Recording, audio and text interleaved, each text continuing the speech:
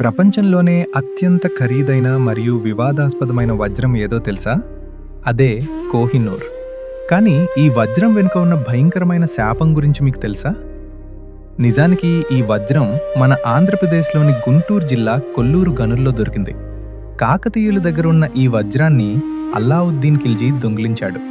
అక్కడి నుండి మొఘలులు, పర్షియన్లు, సిక్కు రాజుల చేతులు మారి చివరకు బ్రిటిష్ వారి దగ్గరకు చేరింది. అయితే దీనికొక శాపం ఉందంటారు చరిత్ర ప్రకారం. ఈ వజ్రాన్ని ధరించిన ఏ పురుషరాజైనా తన రాజ్యాన్ని, ప్రాణాన్ని కోల్పోతాడు. అందుకే దీనిని కేవలం మహిళలు, బ్రిటిష్ రాణులు మాత్రమే ధరిస్తారు. నాదిర్ షా దీనిని చూసి కోహ్-ఈ-నూర్ అంటే కాంతి పర్వతం అని పేరు పెట్టాడు. 105 క్యారెట్ల బరువున్న ఈ అమూల్యమైన సంపద ఇప్పుడు లండన్ టవర్లో ఉంది. మన వజ్రం మనకు తిరిగి రావాలని మీరు కోరుకుంటున్నారా? అయితే కామెంట్ చేయండి. మరిన్ని ఇంట్రెస్టింగ్ హిస్టరీ ఫ్యాక్ట్స్ కోసం సబ్స్క్రైబ్ చేసుకోండి. డి